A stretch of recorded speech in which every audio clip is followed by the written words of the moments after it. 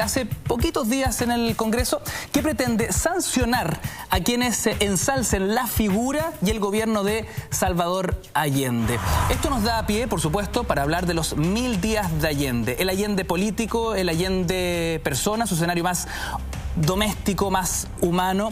¿Qué pasó antes del golpe militar en Chile? ¿Cuál fue la vida política de Salvador Allende antes de convertirse en presidente de la República? Todo eso y mucho más lo vamos descubriendo hoy en nuestro programa. Para eso queremos presentar a nuestros tremendos panelistas de hoy lunes. Estamos una vez más con el Premio Nacional de Historia, don Gabriel Salazar. Gabriel, gracias por acompañarnos esta noche. Estamos también junto al historiador Cristóbal García Huidobro, panelista de la casa, podríamos decir. Nos acompaña también don Camilo Alarcón, historiador, docente de la Universidad de los Andes, que ha escrito varias publicaciones sobre la época de la dictadura en Chile. Camilo, gracias por acompañarnos. Muchas gracias por la invitación. Y también está con nosotros don Eduardo Labarca, escritor y periodista, quien dentro de sus publicaciones figura este libro gordo, muy interesante, que lleva por título Biografía sentimental de Salvador Allende. Un texto que, por supuesto, va a ser material verbalizable esta noche para poder entender el escenario más, insisto, doméstico, humano de Salvador Allende. Bueno, quiero partir con esta discusión bastante polémica a partir del proyecto de ley de los diputados UDI y convertirlo en pregunta. Don Gabriel Salazar, ¿usted cree que es sancionable ensalzar la figura de Allende y su gobierno? Bueno, yo partiría simplemente preguntándome qué significa ensalzar, ¿no? Normalmente ensalzar significa adornar un poco la figura de alguien, de una idea, de un personaje, de una situación. No implica un juicio de valor definitivo, de carácter científico, ni implica un juicio de valor de carácter político serio. Ensalzar de por sí yo creo que no implica ninguna acción que pueda ser reprobable y menos que pueda ser de alguna manera acusada de estar cometiendo una especie de delito, crimen o falta grave. Por tanto, yo creo que es un juego de palabras, en cierto modo, para ocultar en el fondo la intención probablemente de estos señores políticos, diputados, no sé muy bien la afiliación de ellos, son en el sentido de oponerse una vez más, ¿no? 40 años después a la figura que representó en esa época al movimiento popular chileno, ¿no? Salvador Allende. Y en el fondo ocultando de alguna forma también la necesidad de ensalzar, solo que es muy difícil hacerlo en Chile y en el mundo, más en el mundo que en Chile, la figura que seguramente ellos sí ensalzarían, que es la de Pinochet, ¿no? Yo por tanto creo que este es un juego muy curioso porque ni siquiera es distractor. La derecha indudablemente está buscando su camino, está tanteando su camino, está jugando a construir identidades nuevas con sus mismos viejos recursos, ¿verdad? Y probablemente este es un ejercicio, ¿no?, que procura de alguna manera distraer un poco la atención, retomando viejos problemas de 40 años atrás, que yo no creo que le vaya a ayudar mucho a construir una nueva imagen, en circunstancias que todos los políticos ya a esta altura, sin excepción, están pisando, ¿verdad?, prácticamente el polvo en cuanto a la opinión ciudadana se refiere. Por tanto, yo creo que esto no tiene ninguna importancia y ni creo que sea pie forzado para nadie, ¿no? Cristóbal García Huidobro, misma pregunta para ti. Yo cuando vi esto que tú nos preguntas, nuevamente me confirmé que vivimos en el reino del error, o en la república del error en este caso, porque finalmente, a ver, primero habiendo cosas mucho más relevantes que estas temáticas, nuestros honorables legisladores están encargados de hacer este tipo de proyectos de limpieza de memoria. Me acordé de esta novela de Orwell de 1984 y la policía del pensamiento, la idea del pensamiento único. Porque da lo mismo, por ejemplo, si lo que ha hecho Asbun y los otros diputados que habrán apoyado la moción de Asbun, si fuera un empate moral al proyecto igualmente nefasto de Carol Cariola sobre el gobierno militar, sumarle la tontera peregrina del proyecto que presentó casi al finalizar el 2015 el senador Navarro, que hay que prohibir cualquier tipo de reflexión y, ¿cómo se llama?, homenaje o, ¿cómo se llama?, cualquier tipo de monumento, fiesta al periodo colonial. O sea, ya, que vamos a empezar a recortar la historia de nuestro país, a hablar de lo que queremos y de lo que no queremos, que van a haber, no sé, penas de multa, presidio, ¿qué? al final esto es un ejercicio extremadamente malo para la memoria histórica, creo yo. Segundo, que no, me sumo a lo que dice don Gabriel respecto a que esto no suma ni tiene ningún sentido para los lavados de imagen que cualquiera quiera hacer en este caso. Y además también, nuevamente, y yo con esto termino, espero que el sentido común impere en la Cámara o en el Senado y que esta cuestión, sinceramente, yo creo que no tiene ningún sentido hacerlo, ni tampoco creo que vaya a ser aprobado. Y si es aprobado, bueno, yo creo que hay que cerrar el país por dentro y ponerlo a la venta. A ver, Camilo Alarcón, misma pregunta para ti. ¿Se debiese sancionar a quienes ensalcen la figura de Allende y el gobierno de la Unidad Popular?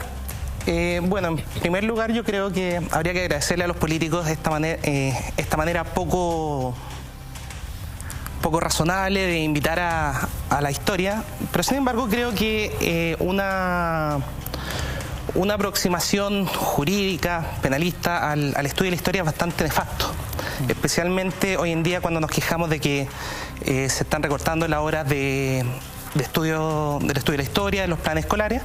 Por lo tanto, esto no debería llevar a ninguna parte nada positivo. Sin embargo, por donde yo sí lo tomaría es de que es necesario conocer más y mejor, especialmente esta época, que resulta bastante polémica, controversial hasta hoy en día. Por supuesto, y de hecho ese es el ejercicio que hacemos hoy. Recorremos durante 2 horas los 1000 días de Allende. Eduardo, como biógrafo de la vida más íntima de Allende, ¿qué te parece este proyecto de ley? Bueno, este proyecto nació muerto, porque los propios autores después dijeron que era una broma o era una provocación que hacían para demostrar que el proyecto de Carol Cariola no tenía validez. O sea, ellos mismos presentaron un proyecto en broma, que es bastante complicado, porque presentar el proyecto de ley es cosa muy seria, y esto... Yo nunca había oído que se presentaran proyectos en broma. Yo creo que eso se dieron cuenta de que estaban haciendo una cosa ya, pero que no tenía... no digamos futuro, que no tenía ningún apoyo ni asidero. Ahora, el proyecto de Carol Cariola, con el cual yo no concuerdo por las mismas razones que aquí se han dicho en cuanto a que ella quiere que se prohíba que Pinochet se le diga presidente de la República. Pinochet fue el presidente de la República, fue tirano, fue dictador, fue un presidente de facto, lo que se quiera, pero la Constitución que tenemos, las leyes que tenemos, reglamentos y que se aplican todos los días, muchos llevan la firma de Pinochet y hay una continuidad del Estado chileno que pasó por una dictadura. Pero que una persona, porque un profesor dice que Pinochet fue presidente de la República, pueden acusarlo a los tribunales, aplicarle multas, quitarle el trabajo, incluso meterlo preso. ¿Qué le va a decir a los alumnos? Hubo un vacío, un tiempo Chile no tuvo presidente. Bueno, es absurdo. En ese aspecto el proyecto de Carol Cariola, aunque tiene un aspecto positivo, me parece a mí el interés por divulgar lo que fue la dictadura, las violaciones a los derechos humanos, los horrores que se cometieron. Es bueno que se sepa, que lo sepan los estudiantes, los profesionales, los militares, porque quizás si hubieran tenido más conciencia del tema, quizás no habían los militares cometido las cosas que cometieron con tanta rapidez apenas tuvo lugar el golpe. A ver, esto es interesante porque finalmente, Gabriel, uno entiende que el ejercicio de revisar la historia es justamente sacar debajo de la alfombra todo lo que está prohibido, escondido, vedado o poco conocido para poder construir desde todos los ángulos cómo ha sido nuestro pasado para entender dónde estamos y para dónde vamos, ¿no? Bueno, sin duda aquí lo importante es darle libertad a la ciencia, por decirlo así, y darle recursos además a la ciencia para que investigue en profundidad y sin caretas, ¿no?, ideológicas o partidarias de oportunidad, digamos, para marcar ciertas tendencias y obligar a la gente a pensar de cierta manera. Lo que hace falta aquí es una investigación tranquila y sensata, ¿eh? Lamentablemente no hay muchos recursos para investigar esta etapa, que realmente fue crítica en nuestro país, en profundidad, ¿no? Se financian otras cosas, pero es difícil encontrar financiamiento para hacer una buena investigación importante con un equipo de investigadores, etcétera. Entonces circula todavía muchísima esas acusaciones cruzadas ideológicas que vienen justamente de esa época, de los años 60 y 70, que para muchos todavía de las viejas generaciones es como si esa etapa no hubiera sido superada, ¿no? Y siguen con esta, tanto el proyecto Cariola como este proyecto evidentemente está todavía con esa lógica, ¿no?, con esa nostalgia que no han logrado ser superadas. Y hace falta, creo, una buena investigación científica y una buena crítica a la mala historia y a la mala literatura sobre esta etapa, sobre este problema, porque eso impide de alguna manera la permanencia, digamos, de historia mala, etcétera, etcétera, en que la gente siga pensando todavía con un bajo nivel de cientificidad, con mucha ideología, con mucha guata, digamos, en lugar de estar repensando la realidad actual con frialdad, con objetividad y evaluando adecuadamente lo que fueron esos personajes en el pasado. Y toda la retahíla de personajes. Se habla de Allende y de Pinochet, pero eso empieza con Alessandri y es una retahíla de personajes que condujo a este resultado, ¿no? Sobre esta consecución de hechos, de personajes, los 1000 días de Allende, aciertos, errores, queremos entender parte de este proceso en lo político en la siguiente nota de Cultura Verdadera. Estos son los 1000 días de la Unidad Popular. Vengo de Chile, un país pequeño, pero donde hoy cualquier ciudadano es libre de expresarse como mejor prefiera. El 24 de octubre de 1970, tras lograr el apoyo del Partido Demócrata Cristiano con la firma de un Estatuto de Garantías Democráticas que se incorporaría al texto constitucional, Salvador Allende fue proclamado presidente de Chile. Por primera vez en la historia y causando expectación en el mundo entero, un político socialista y marxista llegaba al gobierno a través de la votación popular. Resultado de la votación. Por el senador Salvador Allende, 153 votos. Por el señor Jorge Alessandri, 35 votos. Con motivo de la votación producida, el Congreso Pleno proclama presidente de la República al ciudadano Salvador Allende Goza. Se levanta la sesión.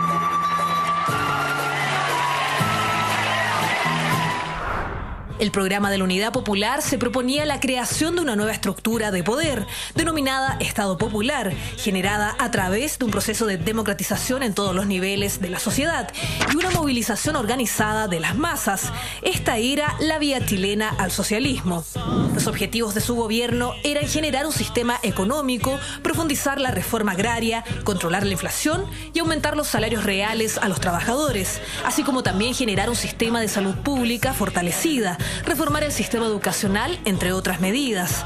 Sus primeros años de gobierno se caracterizaron por los buenos resultados de la economía. Sin embargo, los positivos índices económicos no lograron evitar la polarización política.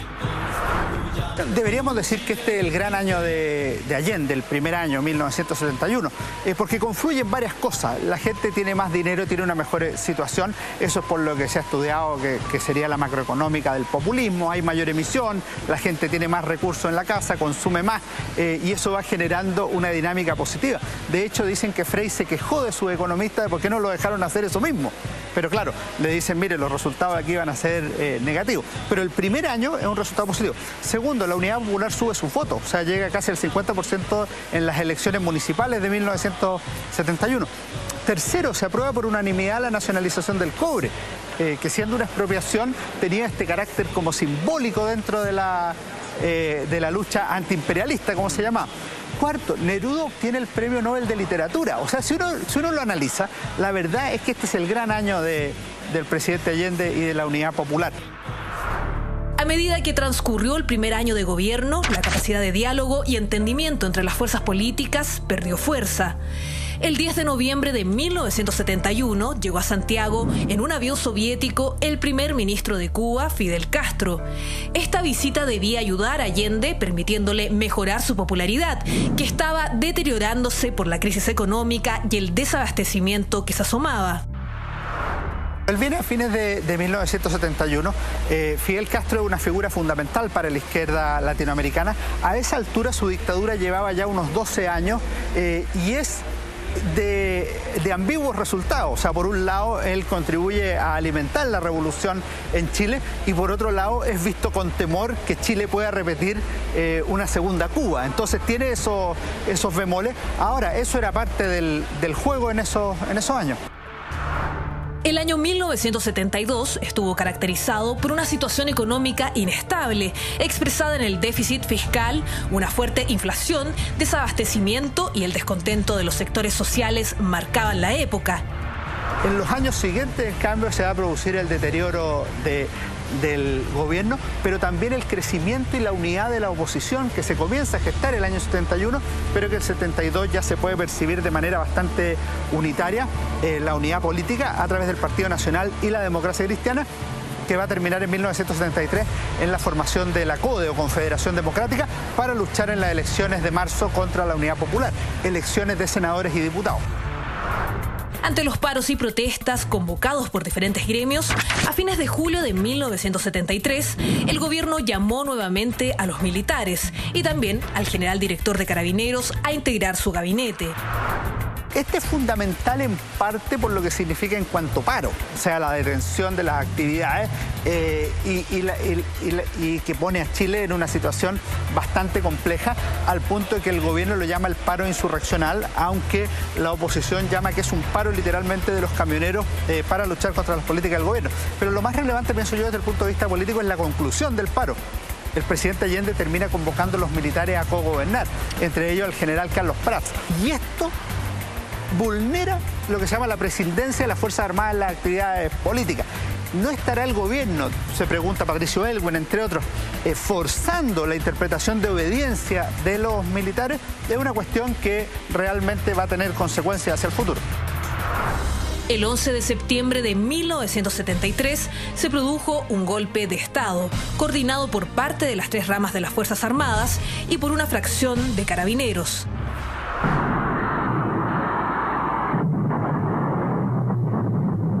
Hay que impedir la salida, hay que tomarlo preso. Y también hablé posteriormente con el edecán naval, quien me confirmó de que Allende está en la moneda. Entonces hay que estar listo para actuar sobre eso. No vale matar la perra, sacar la moneda. Exacto. Lo único que estamos esperando es que salgan los edecanes y los carabineros. En La Moneda, Allende se suicidó y posteriormente su cuerpo fue sacado de la casa de gobierno envuelto en un chamanto boliviano. En ese instante, las fuerzas golpistas tomaron el control del poder. Chile iniciaba una dictadura militar que duraría 17 años.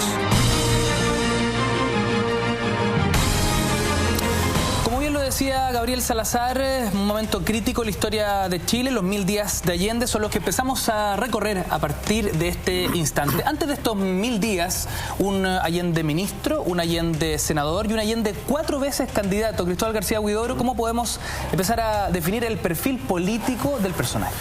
Bueno, Allende va a tener una carrera súper dilatada en la historia política de nuestro país, por lo menos desde el año 38 en adelante. El gobierno de Pedro Aguirre Cerda, que fue electo precisamente ese año, lo convoca como ministro de Salubridad.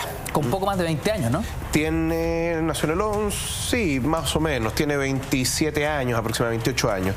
Y bueno, era el ministro más joven del gabinete. Además, en esa época Allende era un hombre muy elegante, tiraba mucha pinta, etcétera. Entonces, y además siempre tuvo este dote de la oratoria, al menos que cautivaba por lo menos a la gente que lo escuchaba.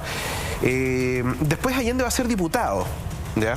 Va a ser diputado un breve periodo, el único periodo que fue diputado, y de ahí en adelante pasa un pequeño periodo de tiempo y después asume como senador durante 20 y tantos años, digámoslo, convirtiéndose en un personaje bastante notable dentro de la política nacional. Entre otras cosas, por ejemplo, lo que poco se recuerda Allende tiene varias obsesiones desde el punto de vista político de los proyectos que quiere llevar adelante. Uno tiene que ver precisamente con una cuestión horrenda que había en Chile, que era la desnutrición.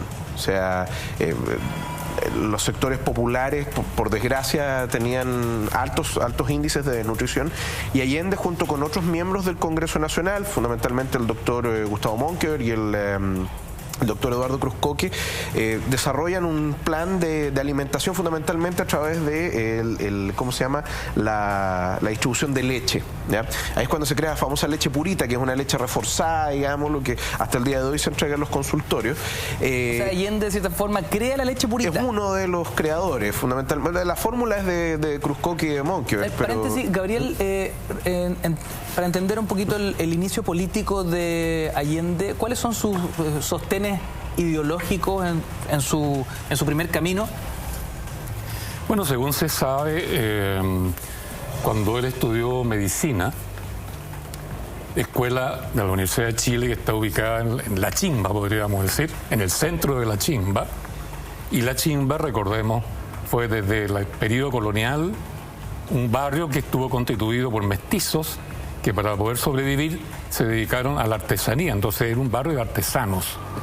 Y los artesanos habían desarrollado toda una concepción que defendía la producción y no el comercio exterior, el productivismo, por tanto, la industria, por tanto, y no el comercio exterior que era propio de la oligarquía de Santiago.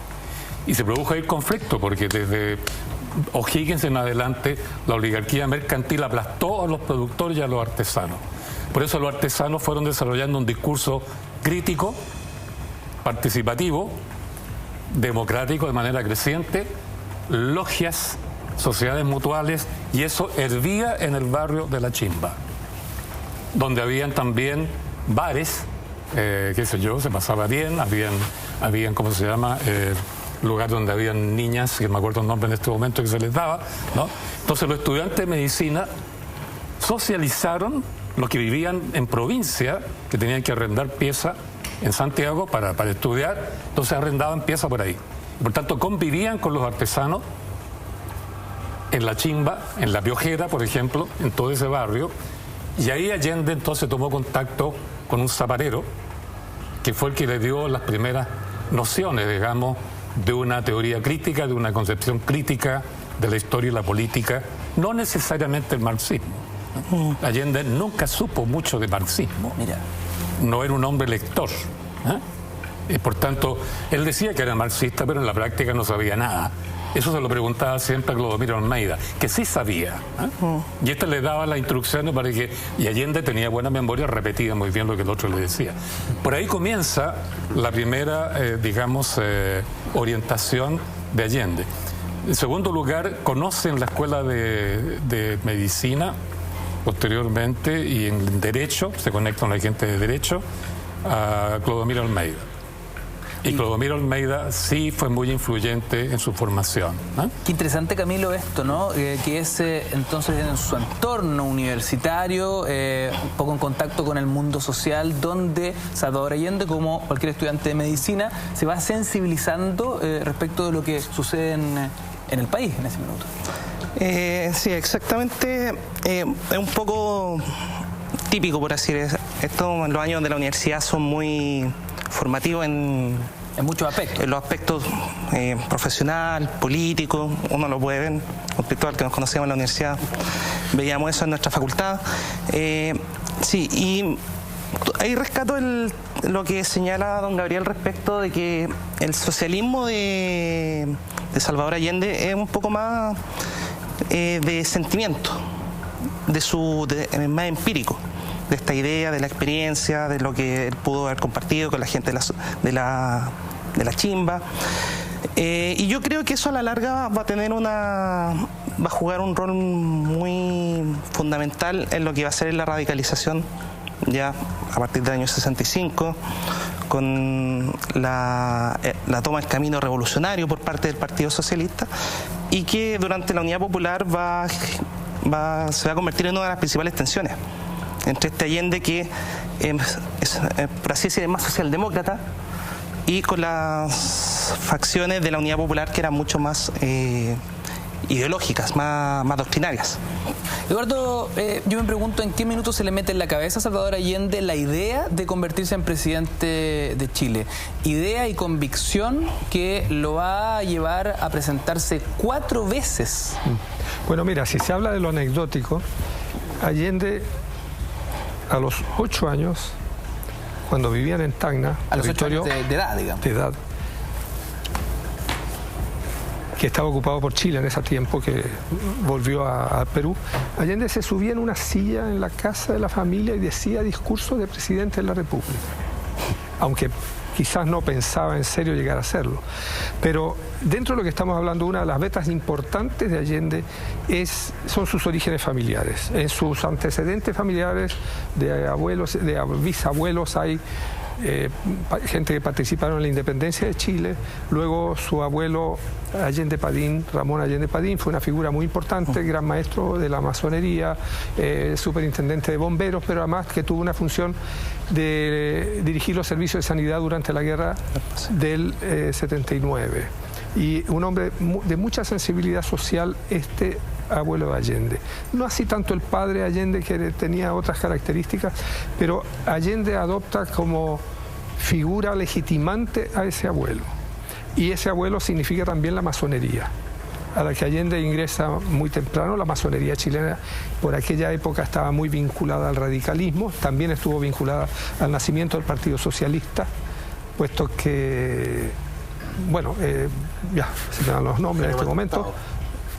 Eugenio Mate Hurtado. Eugenio Mate era gran masón y uno de los fundadores del Partido Socialista. Entonces la masonería fue una influencia importante para Salvador Allende. Y luego Allende llega a los 14 años a Valparaíso, cosa que yo en el libro que he hecho y con todos los certificados de habidos y por haber he demostrado que Allende no solo no nació en Valparaíso, sino que llegó a los 14 años a Valparaíso. Allende había nacido en Santiago y luego se lo llevaron a Tacna y después estuvo en Iquique, después estuvo en Valdivia y llegaron a Valparaíso cuando él tenía 14 años y su padre fue nombrado notario. Pues allí Allende entra al Liceo de Hombres de Valparaíso, que ahora se llama Eduardo Labarra, y allí tiene compañeros como en los liceos, en la escuela fiscal en Chile, que son obreros o hijos de profesionales o lo que sea. Mientras su familia, que vivía en Viña, porque él vivía en Viña, iba a clase de Valparaíso, está relacionada con la parte más aristocrática, social. Entonces, pero Allende en esos cerros, y es allí donde conoce a este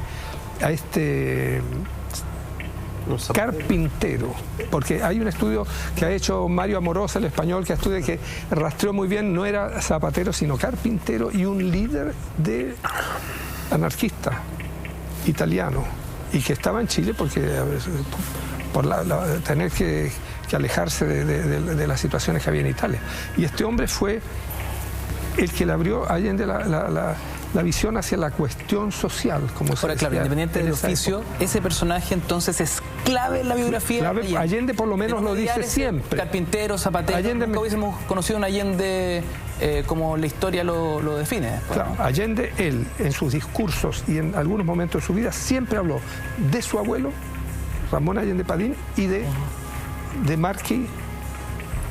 Pero también fue importante el grupo de jóvenes estudiantes e intelectuales que formó el grupo Avance, a fines de los años 20, un poquito antes de los 30. ¿Qué grupo era ese, don Gabriel? Es un grupo que en el fondo es un grupo que se formó de alguna manera en el movimiento social que dirigió Recabarren, que era un movimiento que buscaba un socialismo no de Estado, sino digamos un socialismo social que emanara del mismo movimiento popular, que era el discurso de Recabarren, ¿no?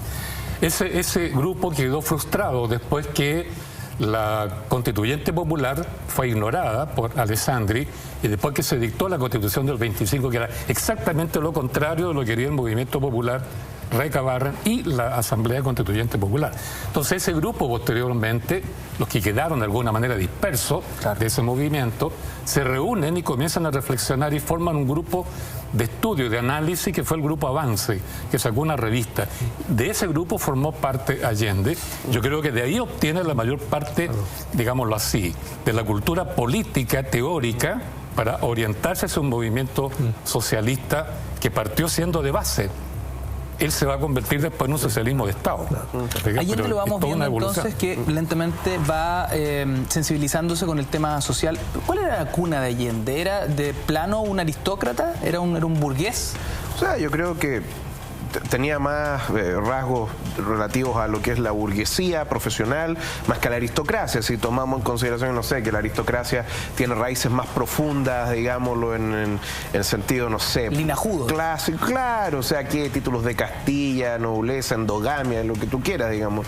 El caso Allende... Pero Allende era un buen chileno, un pituco de la época, ¿o no tan así? No sé si decirlo así. A ver, venía de una familia que podríamos clasificar de clase media y quizá un poco más de clase media. De esa época, de la época, claro. La clase media ahora... Lo que podríamos identificar ahora como de una clase media profesional relativamente acomodada, no es que la familia Allende Gossens haya disfrutado de una gran, digámoslo, gran fortuna, a pesar que el padre era abogado, notario, en fin, pero sí tenían un buen pasar, lo suficiente como para que Salvador Allende pudiese tener la vida que tuvo, digamos, al menos la infancia que tuvo. Y en ese sentido, por eso yo creo que, claro, a ver, hay que medir las cosas en realidad con un poco más de fineza, digámoslo. Indudablemente Allende tiene dos mundos, convive con dos mundos, y yo creo que nunca pudo separarse de eso. Por un lado está indudablemente su origen familiar, con una madre muy devota, por lo demás, con un entorno en el cual tuvo bastantes privilegios, y eso le gustaba mucho a Allende, pero por otro lado también viene todo esto del mundo con el que se mezcla, ya sea la facultad de medicina o ya cuando era más adolescente, digámoslo también. Entonces, eso divide la personalidad de Allende. Para que no escaparnos del tema, porque justamente el plano más personal de la figura de Allende lo vamos a ver en la segunda parte del programa. Me llama la atención que fueron, don Gabriel, 4 procesos para lograr la presidencia con una porfía, tosudez y perseverancia quizás pocas veces vista en la historia de Chile. Puedo estar equivocado, ¿no? Pero deben ser pocos los que soportan 4 campañas y en una época donde las campañas eran distintas. Esto podemos hacer una conexión con lo de hoy, ¿no? Los casos de corrupción en torno al financiamiento irregular de campañas políticas. ¿Cómo eran las campañas políticas de esa época? ¿Cómo gastaban zapatos los candidatos recorriendo el puerta a puerta? Yo creo que ahí es donde es importante el enfoque científico que uno adopte, o sea, el punto de vista, para enfocar el problema. Porque la tendencia es hablar de Allende como persona y como que él se autoconstruyó como presidente, o como líder, o como 4 veces candidato, digamos. Como que solamente obedeció ese afán de niño que hacía discurso para ser presidente.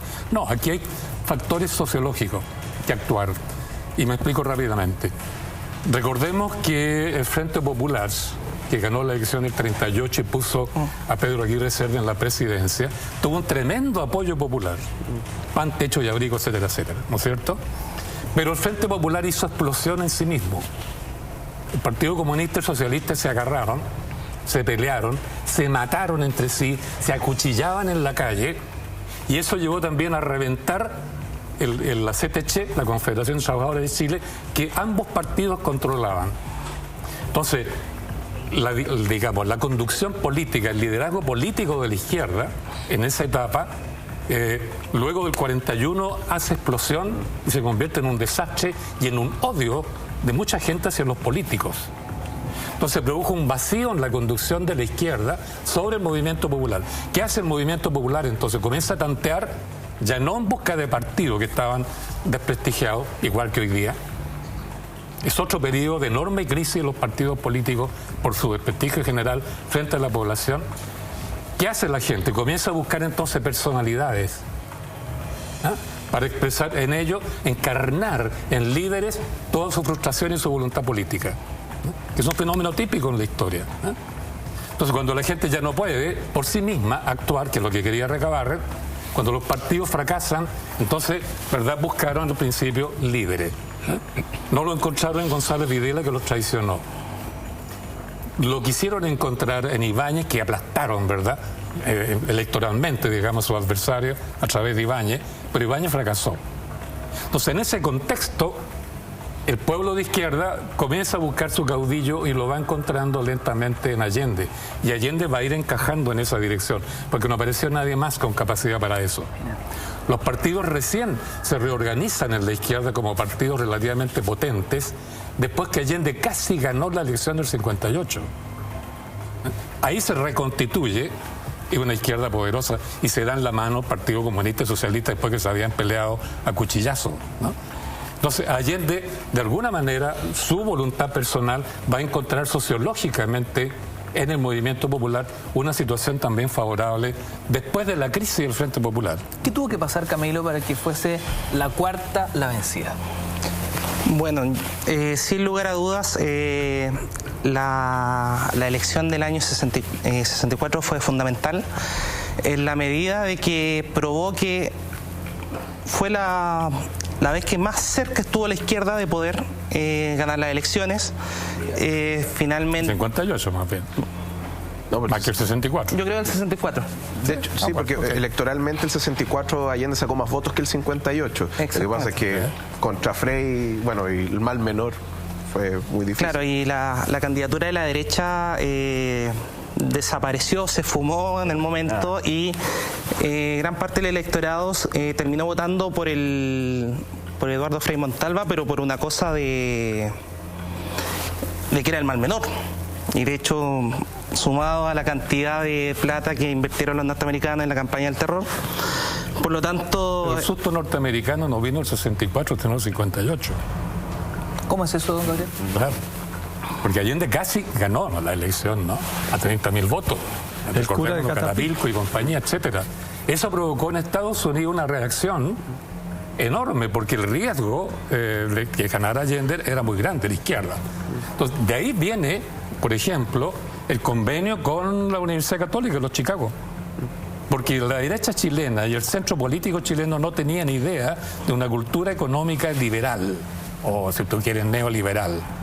Y ahí se inicia la preocupación. Y poquito después, antes del 64, comienza la CIA a apoyar la candidatura de Eduardo Frei. El 63 en concreto. Los documentos, ¿no es cierto?, desclasificados que lo dicen claramente. Pero cuando se pasa la acción va a ser precisamente en la campaña del año 64. Claro, ahí entra ya la acción de frentón de Estados Unidos en la intervención en la política chilena. Claro. ¿En qué consistía esa acción en la práctica? Principalmente ese intervencionismo americano. Invertir en los medios de prensa para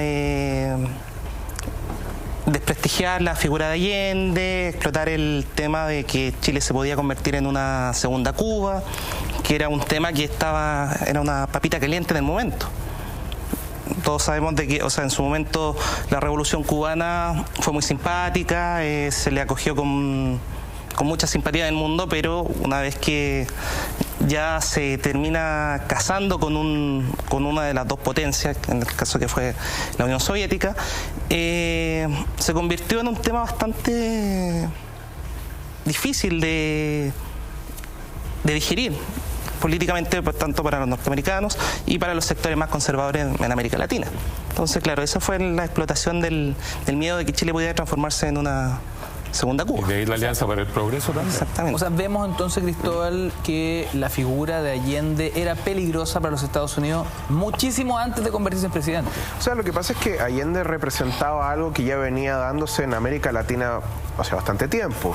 En Guatemala, el gobierno de Jacobo Arbenz, que era un gobierno reformista también, que tenía el principal enemigo a la United Fruit, que era esta compañía que se dedicaba a tener plantaciones de plátano en Guatemala, entre otras cosas, termina derrocando al gobierno de Arbenz, digámoslo, por un golpe de Estado. Lo que ocurre en Cuba también era un signo bastante complejo para los Estados Unidos, porque de hecho en un principio la revolución cubana parte como una revolución nacionalista, con algunos individuos que pertenecían que tenían vínculos marxistas, como el caso del movimiento 26 de julio, etcétera. Y en un momento la revolución cubana gira derechamente hacia la Unión Soviética, pero luego que Castro se dio cuenta que los norteamericanos no lo iban a financiar, ¿ya? Indudablemente un asunto como, una candidatura como la de Allende, que era extremadamente atractiva en primer lugar. En segundo lugar, que tenía un apoyo popular relativamente sostenido, más todavía en un sistema político fragmentado como el chileno, porque los tercios de la política chilena ya existían. Allende saca un 34% de los votos. 36% de los votos, que replica de hecho lo que va a sacar el 70%. Pero Frei saca un 50 y tanto % de los votos, que es la suma de lo que sacaba la democracia cristiana o el centro político, más lo que sacaba la derecha. Entonces, te interrumpo, Cristóbal, sí, claro. Para que don Eduardo nos pueda un poco dar una lectura de lo que pasa ese año 70. ¿Fue un gobierno constitucional el de Salvador Allende? Porque aquí entramos en una discusión, una zona áspera, ¿no? Sobre todo horas tensas al momento de darle el vamos a esa presidencia.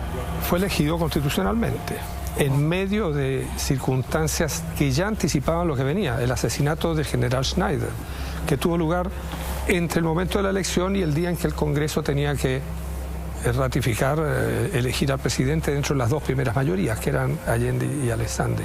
Es decir, comienza ya con una ruptura, lo menos que podemos decir, de la tradición política, civil, que estaba representada por una elección de ese tipo. El país venía ya muy polarizado y el gobierno de Allende fue o no constitucional. Yo diría que fue constitucional en su origen, fue constitucional, pero en un marco en que las costuras se resquebrajaban y reventaban. ¿Están todos de acuerdo con esa posición, Cristóbal? Entramos en la lógica siniestra de que algo puede ser constitucional en su origen y después de legitimarse en el ejercicio, así como algo que podría ser ilegítimo en su origen podría legitimarse en su ejercicio después.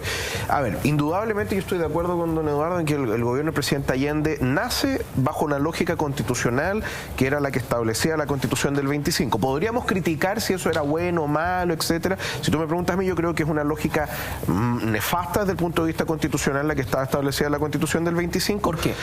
Lo que pasa es que la Constitución del 25 generaba una solución no democrática al problema de si una persona o los candidatos a la presidencia no obtenían la mayoría de votos. Exacto. Entonces, ¿qué pasaba? El Congreso Nacional era el que elegía después, por muy representantes que fueran de la República, no es el etcétera, voto popular. No es el voto popular. Claro. Y por un lado, eso lo que hacía era restarle, creo yo, no legitimidad, cuidado, sino fuerza política el gobierno del presidente Allende, y aquí, bueno, es una opinión mía, digamos, es un gobierno permanentemente minoritario, bajo las lógicas que el mismo Allende había determinado para su proyecto político. O sea, el presidente Allende tenía en su cabeza la idea de un gobierno mayoritario, a la larga que iba a conseguir mayoría de votos, pero iban a ser con un modelo de minoría. Por eso también hay una transacción política de Allende, que es precisamente la que le permite conseguir los votos de la democracia cristiana en la elección del Congreso de octubre del 70. Entonces, en ese sentido, te diría yo, ese es un mal sistema, ¿ya? Quizá un sistema mejor es el de ¿cómo se llama? De la segunda vuelta, digamos, la que tenemos hoy día, que únicamente tenemos balotaje, etcétera, no sé. Pero la lógica es que haya una mayor congruencia de las fuerzas políticas y eso se determina en una nueva elección.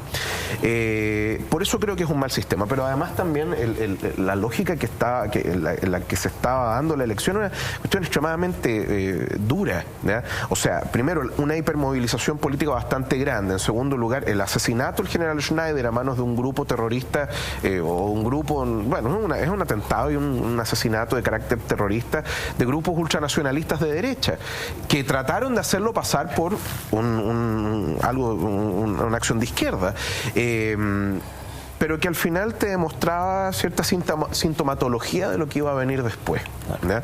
La violencia política durante el gobierno del presidente Allende va a ser algo que lo va a marcar mucho, ya sea por asesinatos políticos como el que va a ocurrir con el Mundo Pérez Zújovich, por ejemplo, el año 71, si no me equivoco, pero al mismo tiempo también una constante pugna con grupos rayanos en el terrorismo de la ultraderecha. Entonces, es una situación extremadamente compleja, ¿ya? La que va a enfrentar Allende, ya sea previo a la elección, durante la elección e indudablemente durante su gobierno. Ahora, ¿fue siempre así, don Gabriel, o efectivamente, como decía la nota ahí un historiador, el primer año de Allende fue muy luminoso? Fue un año muy especial, digamos, en contraposición a lo que vino después. Bueno, yo no intentaría responder literalmente de inmediato la pregunta que tú haces, ¿no? Sino más bien volver un poquito atrás, porque cuando uno lee, es bueno leerlo, todos los materiales desclasificados de los archivos norteamericanos, ¿qué es lo que lee uno inmediatamente? Que para ellos el Partido Comunista no era problema. Tampoco el castrismo. Después de la derrota del Che en Bolivia, el castrismo en Chile no corría. Por tanto, el MIR, cero. la inquina, si podemos hablar así, ¿no? Claro. Del Departamento de Estado, del Pentágono, no del Congreso, pero sí del Pentágono y de la CIA, es con Allende. Y el allendismo, y ellos mismos lo explican, ¿eh? De alguna manera aparece la explicación por qué el Partido Comunista da lo mismo, ni lo menciona. ¿El experimento democrático era lo que asustaba? La idea de llegar al socialismo a través del Estado liberal. ¿Eh? Eso era. No democrático, no. De que el Estado liberal, el Estado del 25 era liberal, por tanto, el Estado ideal para el capitalismo, ¿te fijas? Entonces, que a través de eso se llegara al socialismo, que era el proyecto de Allende, por lo menos su discurso final, ¿te fijas? Y eso para Estados Unidos sí que le dolió, porque sí triunfaba Allende, y triunfó, pero sí luego hacía un buen gobierno, como demostraba el 71 por lo menos. Entonces, eso era un ejemplo para el resto de América Latina y además, eso era lo peor para Europa. Porque entonces la socialdemocracia, o el nuevo tipo de izquierdismo, no soviético, que estaba desarrollándose en Europa, iba entonces a extenderse como reguero de pólvora. Y eso significaba que Estados Unidos quedaba aislado respecto de Europa y respecto de América Latina. Por eso el allendismo, como fórmula, ¿no es cierto?, socialista, pero dentro de una constitución liberal, era para Estados Unidos una bomba de tiempo. Increíble. Y eso explica el anti-allendismo de las políticas que ellos adoptan e ignoran, que no lo mencionan ni el Partido Comunista, ni el comunismo, ni el mirismo, ni el guevarismo en Chile. Pero fíjate tú, además, agregar otro elemento. No es solamente, porque es verdad, o sea, la campaña de los norteamericanos es potente, pero fíjate tú también la falta de compromiso que tuvo, por ejemplo, la Unión Soviética. O sea, el gobierno de Brezhnev dejó ahí solo a Allende, porque de hecho, cuando Allende va a pedir plata, porque finalmente a eso va a Moscú el 72. Cristóbal, sí. te interrumpo un segundito, hacemos un breve alto y retomamos. Justamente con lo que nos está contando Cristóbal García Huidobro, son los 1000 días de Allende. Hoy, en Cultura Verdadera, no te vayas. Vengo de Chile, un país pequeño, pero donde hoy cualquier ciudadano es libre de expresarse como mejor prefiera. El 24 de octubre de 1970, tras lograr el apoyo del Partido Demócrata Cristiano con la firma de un Estatuto de Garantías Democráticas que se incorporaría al texto constitucional, Salvador Allende fue proclamado presidente de Chile. Por primera vez en la historia y causando expectación en el mundo entero, un político socialista y marxista llegaba al gobierno a través de la votación popular. Resultado de la votación. Por el senador Salvador Allende, 153 votos. Por el señor Jorge Alessandri, 35 votos. Con motivo de la votación producida, el Congreso Pleno proclama presidente de la República al ciudadano Salvador Allende Goza. Se levanta la sesión.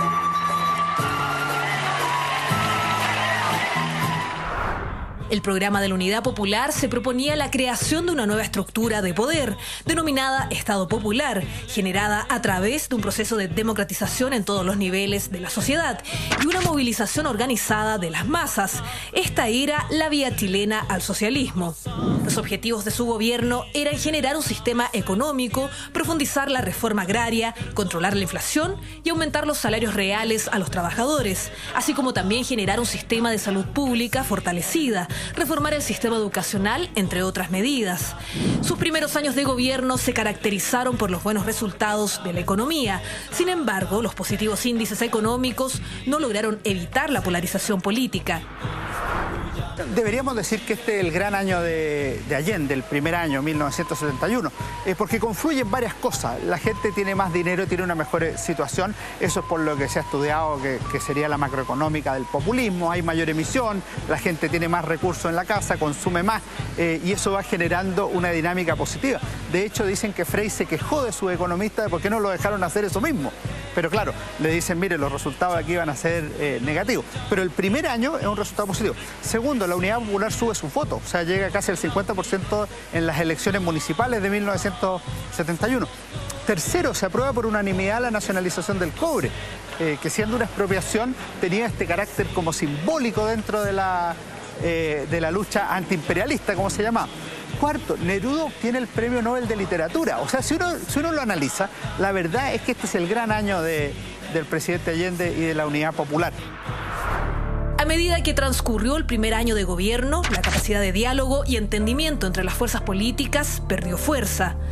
El 10 de noviembre de 1971 llegó a Santiago en un avión soviético el primer ministro de Cuba, Fidel Castro.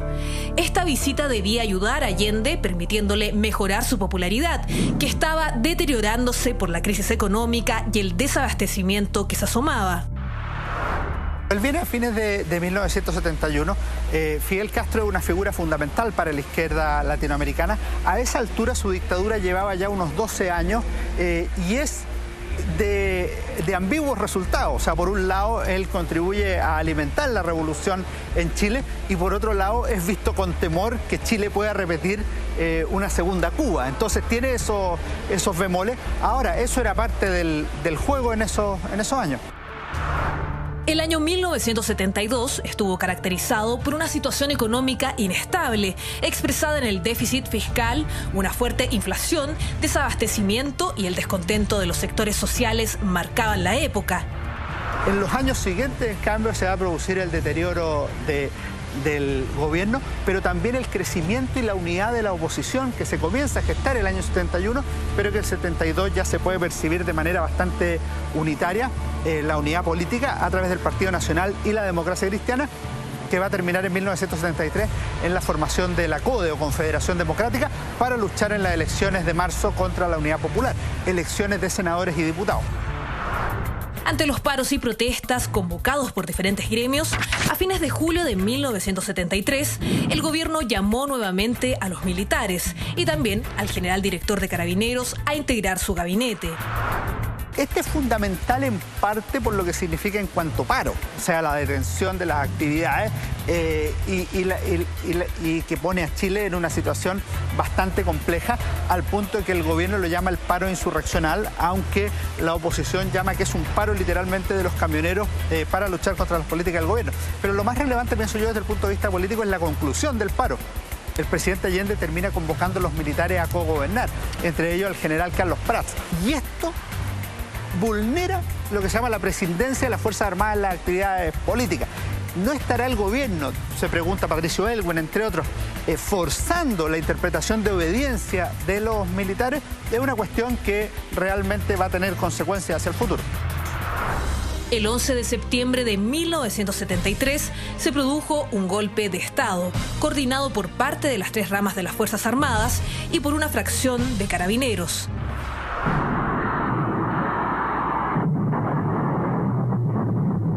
Hay que impedir la salida, hay que tomarlo preso. Y también hablé posteriormente con el edecán naval, quien me confirmó de que Allende está en la moneda. Entonces hay que estar listo para actuar sobre eso. No vale matar la perra, sacar la moneda. Exacto. Lo único que estamos esperando es que salgan los edecanes y los carabineros. En la moneda, Allende se suicidó y posteriormente su cuerpo fue sacado de la casa de gobierno envuelto en un chamanto boliviano. En ese instante, las fuerzas golpistas tomaron el control del poder. Chile iniciaba una dictadura militar que duraría 17 años. Seguimos en Cultura Verdadera en vivo y en directo a través de las pantallas de la red y a nosotros ya nos aburrieron los días grises porque ya llegó el verano y queremos salir, disfrutar con los amigos, salir hasta tarde, escaparnos un fin de semana a la playita y divertirnos más, todo lo que se pueda, porque queremos vivir la vida con color. Por eso Amaranta Espumante te invita a darle color a tu vida con sus variedades Brut o Demisec. Atrévete con Amaranta y así dale color a tu vida. Salud por todo el equipo. Yo aquí alguien tiene que hacer el trabajo sucio, ¿no? Sacrificar. Yo me cacheteo a esta hora de la noche. Esto por la presencia, sí, porque tenemos un Premio Nacional de Historia hoy día, así que eso también merece un saludo. Ya, basta. Para el panel, ¿no? No, este es un panel Aftemio. Estamos haciendo cultura en horario prime, en vivo y en directo a través de las pantallas de la red. Queridos amigos, antes de la pausa y con el hashtag Cultura Verdadera @Mentiras la red, estábamos discutiendo en torno al contexto internacional que enfrentaba el gobierno de Allende. ¿Quiénes eran las potencias que eventualmente podían apoyarlo y quiénes de plano rechazaban el allendismo? Cristóbal García Huidobro. Bueno, retomando lo que decía don Gabriel, indudablemente que Estados Unidos es el gran contendor en este caso, más que nada del allendismo o de lo que representaba la figura de Allende, porque además también está dentro de la lógica marxista esta cuestión de las fases, digamos. Se podía pasar en definitivo a un régimen marxista, socialista, digámoslo, viniendo desde el régimen burgués, liberal. Pero además también hay una falta de apoyo bastante grande de parte de la órbita socialista. Allende va a la Unión Soviética, Brezhnev le dice, bueno, usted tiene gente que esté dispuesta a salir a las calles, usted le va a repartir armas al pueblo, etc. Allende dice que no, porque la lógica del régimen, del proyecto de la Unidad Popular es un régimen de socialismo pacífico hacia la democracia, claro, pero de socialismo en democracia, etc. Y finalmente los rusos no le dan nada de ayuda. Los chinos lo mismo, Vietnam tampoco, en fin. Y todos, de hecho, los jerarcas comunistas de estos distintos países le dan diciendo a Allende que, si en definitiva a él no toma la vía armada en algún momento, va a venir el golpe. Va a venir el golpe por parte de los Estados Unidos, de aquí. Que la visita de Castro fue una verdadera vacación, ¿no? ¿Cuántos días estuvo? ¿2 meses estuvo? No alcanzó a estar un mes. No alcanzó a estar un mes. Pero convengamos que las visitas de los primeros mandatarios son de días, a veces horas. La visita de Fidel Castro tuvo un nombre especial, porque no fue ni oficial, ni fue visita de amistad. Y hubo una divergencia profunda entre la Cancillería y el sector y la gente política que rodeaba a Allende, y Allende cedió frente a la Cancillería. La Cancillería decía, una visita oficial, 4 días, 5 máximo, nunca más de 6. Es así y no puede ser más. Entonces hubo una discusión en la cual participó personal de la Cancillería, en Tomás Moro, en la residencia presidencial, y participaron algunas personas del Partido Socialista, que dijeron, la presencia de Fidel Castro va a invertir la correlación de fuerzas adversas que se está creando. La presencia de Fidel Castro va a dar vuelta la cosa a nuestro favor. Esa tesis, y Allende creyó en eso. Y entonces se convirtió en visita que se llamó de amistad sin fecha de término. Y eso fue fatal, porque finalmente la fecha de término la decidió Fidel Castro. Y durante esos días, 20 y tantos días, la situación, en vez de ir mejorando la correlación de fuerzas, se produjo todo lo contrario. Porque un presidente extranjero, un gobernante extranjero que recorre el país diciendo discursos políticos muy interesantes, Fidel Castro se compenetró mucho de la situación, pero creó una situación de vulnerabilidad para el gobierno tremenda. Y como imagen. Como imagen, y para los medios de prensa, que eran poderosísimos, ¿no? Que estaban contra Allende, cadenas de prensa que conocemos, de radio, etcétera, el Canal 13 en esa época, y se fue deteriorando. Y la imagen del gobierno de Allende con un gobernante extranjero que hablaba más que el presidente de la República de Chile, que hablaba de cuánta cosa se le ocurría, entonces fue fatal para el gobierno. Bueno, hablando de fatalidades, Camilo, a tu parecer, ¿ese fue uno de los grandes errores, primeros grandes errores del gobierno de la Unidad Popular? Bueno, yo creo que el gran error que tuvo el gobierno de la Unidad Popular fue tratar de implementar un programa radical, no teniendo una mayoría que lo respaldara. En el caso de la elección del 70 vemos el tema de los 3/3. Por lo tanto,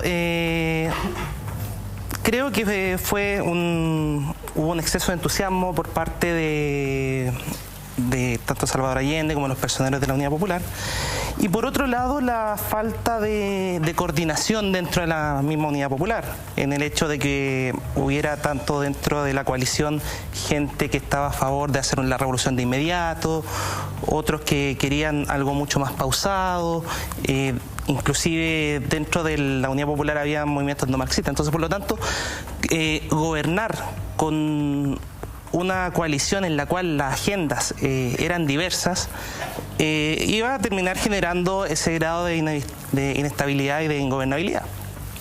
Hay una sensación, don Gabriel, de un Allende ingenuo, de un Allende que no entiende el escenario que se está moviendo, o es una visión equivocada. Digo esto porque lo que explicaba Cristóbal, ¿no? Ir a pedir ayuda a los soviéticos, a los chinos, en fin, y se le explica que de no mediar el ejercicio de las armas, esto conduce irremediablemente a un golpe. Es justamente lo que sucedió. ¿Allende entendía en el escenario que se estaba moviendo, o en la utopía era de tal magnitud que se pensaba en un carril paralelo? Bueno, el problema es extremadamente complejo. Es muy difícil despachar ese problema que tú planteas en un par de palabras, digamos, un par de frases. Pero yo por lo menos tomaría en cuenta 2 o 3 cositas nomás. Lo primero, hay que partir de la base que el Estado que se constituyó en 1925 fue un Estado liberal. El Estado liberal se caracteriza porque fragmenta la soberanía popular en distintas secciones, ¿no es cierto?, corrientes, y a esas las hace negociar unas con otras dentro del Estado liberal en el Parlamento. Entonces, por eso que para el Estado liberal la negociación para formar mayoría y poder gobernar es fundamental. Es fundamental, ¿eh? Porque la soberanía popular, si actuara por sí misma, actuaría unitariamente. ¿Te fijas? Pero el Estado liberal se caracteriza porque fragmenta la soberanía popular en distintos, en el caso de Chile, 12, 15 partidos. Por tanto, la negociación es fundamental para desarrollar cualquier proyecto. Pero un Estado liberal. Lo que quería la ciudadanía en 1925 no era un Estado liberal, sino un Estado que fuera una herramienta de trabajo para construir en Chile un sector industrial desarrollado que diera empleo y que elevara las condiciones de vida y acabara con la inflación. ¿La fija? Era un Estado que en ese tiempo se estaba construyendo en Alemania, se estaba construyendo en Japón, se estaba construyendo en Italia, se estaba construyendo en Rusia. Nacional desarrollista, ¿no? Pero no, Alessandri le dio un Estado liberal. Por tanto, todos los socialistas o todos los centristas que querían ser socialistas de alguna manera tenían que arreglárselas para sacarle a este olmo peras, ¿verdad? Es decir, tenían que usar los resquicios legales de la Constitución y de las leyes para poder sacar un proyecto de desarrollo industrial, además construir el socialismo, porque la negociación no lo permitía. De ahí, entonces, el rol del Partido Radical, desde el 32 hasta más o menos 50, que negociaba para allá, negociaba para acá, y daba las mayorías que se requerían. El problema de la Unidad Popular es que la democracia cristiana no negoció ni le dio el apoyo que los partidos de centro antes siempre le habían dado al gobierno de turno. Por eso que la Unidad Popular tuvo que gobernar sola, la soledad, decías tú, ¿no?, de Allende, pero recordemos, Allende, la Unidad Popular sube del 36% al 44%, el 73%.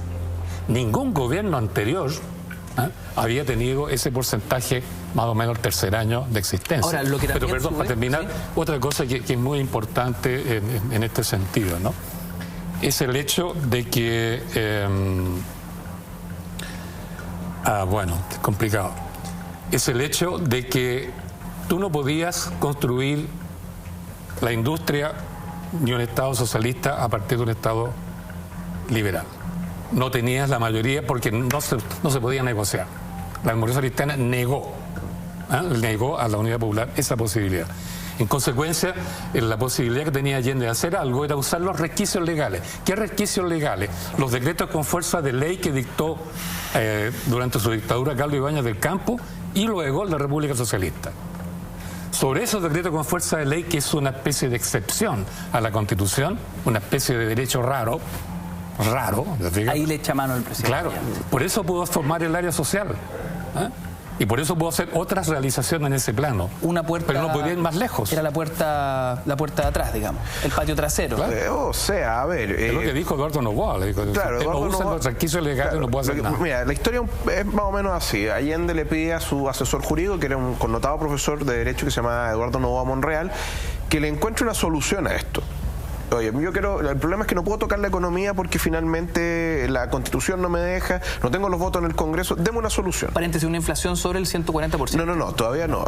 Lo que pasa es que al año 69, 70, Chile termina con lo típico, inflación de 2 dígitos, 30 y tantos %. Nosotros tenemos una inflación que raya la hiperinflación, que es más de un 25%, desde la década de los 40 en adelante. Es una inflación crónica y de hecho es un gravísimo problema en la economía chilena. La desvalorización del peso y no solo eso, piensa tú necesitas 3 años para que todo el dinero que tú tienes valga cero, tenga poder comprador cero, con la inflación que hay en Chile en esa época. Durante el gobierno de Ibañez hay una inflación del 86%, el 55%, el 54%, y así. ¿Pero cómo Allende llega al 140%? Lo que pasa es que ahí, bueno, es que eso es más complejo. Allende el primer año tiene un 22,4% de inflación. O sea, tú tienes una tasa de desempleo del 3% aproximadamente, una tasa de inflación del 22,1%, un crecimiento del Producto Industrial de un 12%. O sea, Chile tenía tasas de crecimiento como las que tenía, no sé, en la época de Pinochet en los últimos años, ¿ya? Pero también con una inflación alta. Pero, ¿qué es lo que hace Allende? A través de su ministro de Economía, que es Pedro Buscovich, se implementa un plan que lo que quiere es fomentar el consumo. Ajá. O sea, usted consuma más, ¿ya? ¿Cómo va a consumir más? Yo le voy a dar más dinero. Y por lo tanto, a través de emisiones inorgánicas, es decir, en este caso, escudos, que era la moneda de Chile, que no tenían respaldo en divisas, digámoslo, yo le doy más dinero a la gente. Hago reajustes salariales, se entregan subsidios, etcétera, etcétera, etcétera. La idea también era fortalecer el sector industrial a través del consumo. Mientras más la gente consumía, más iba a producir la industria chilena, que en esa época la industria chilena está extremadamente protegida por las doctrinas cepalianas, no tanto la lógica esta que poco menos que el Estado era un gran productor, ¿no? Sino que además también hay empresas privadas, pero también producían producto de esta protección. Entonces, al final, ¿qué ocurre? Buscovich decía que si nosotros tomamos la economía como si fuera un rectángulo, ¿ya? Chile producía un 40% y todo lo que había después era capacidad ociosa, era lo que podíamos producir pero no producíamos, y la idea era copar la capacidad ociosa. El problema con eso, que son políticas de shock a la larga cuando hay crisis económica, es que tú puedes sobrecalentar la economía, ¿ya? Con las inyecciones de dinero inorgánicas, con una serie de otras medidas, y al final eso es lo que le pasa a la economía chilena con el 140, 150% de inflación, y ni hablar lo que ocurre el 72 y 73, que obedece también al boicot norteamericano y a una serie de situaciones de orden internacional. El desplome del precio del cobre, la crisis petrolera que va a destruir la economía mundial, y tú tienes una subida de casi un 75% en el valor del barril del petróleo. En el caso de un país dependiente del petróleo como Chile, que producía en esa época el 4% del petróleo que consumía, el otro 96% tenía que venir de afuera. Claro. Entonces, hay una serie de elementos y es mucho más complejo de explicar esto, ¿no? Indudablemente, la economía es como el gran tema durante el gobierno del presidente Allende, pero no es el único tema. Hay un tema de carácter social, hay un tema de orden político extremadamente complejo acá. Y también desde el punto de vista de la política internacional. Entonces, este es un hombre en la encrucijada, pero además también en un momento en el cual, ponte tú, y esto lo digo, digamos, me hago cargo de esto, el gobierno de Allende está fracasado no el 11 de septiembre del 73, sino antes, en marzo del 73. Porque el proyecto del socialismo, digámoslo, a la chilena que quería Allende, era un socialismo a través de la reforma parlamentaria. Y el año 73 no se logra. De ahí las elecciones que venían en el 77, cuando Allende ya no era presidente, o no debería ser presidente. Entonces, ahí ocurre una radicalización bastante notable en los partidos de la Unidad Popular, o en algunos partidos de la Unidad Popular, particularmente el Partido Socialista. Y ahí es cuando un Allende que está a favor de una vía pacífica es enfrentado ante gente que le dice su vía pacífica fracasó. Y por lo tanto, lo único que queda ahora para evitar la reacción fascista, digámoslo, sería la vía armada. Eduardo, ¿estás de acuerdo que en marzo del 73 es el momento en que el gobierno de la Unidad Popular sentencia su lápida? Tú sabes que Salvador Allende desde muy temprano tenía una visión pesimista, él, y se sentía muy angustiado por los problemas que tenía con el Partido Socialista, porque se daba cuenta que la situación era mucho más compleja de lo que se explicaban con 4 fórmulas que podía aprobar el Congreso del Partido Socialista. Allende, muy temprano, fíjate que en el año 71, cuando él acababa de subir, y viene la elección en que se obtuvo la mayor votación.